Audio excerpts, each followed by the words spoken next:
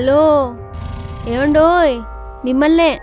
మాస్టారు వినపట్లేదా ఏంటి? ఏంటి మీకు అర్ధరాత్రి 12 గంటలకి ఫోన్లు? ఏంటి కథ? కంపెనీ ఫోన్ ఇవాళ మార్నింగ్ మీరు వంట చేసేటప్పుడు మీ కంపెనీ ఫోన్ వచ్చిందండి. లిఫ్ట్ చేసి నేను మాట్లాడా. పొట్లకాయని కట్ చేసి ఉప్పేసి పిసకాలా లేక వేయకుండా పిసకాలా అని అడుగుతుంది మీ కంపెనీ.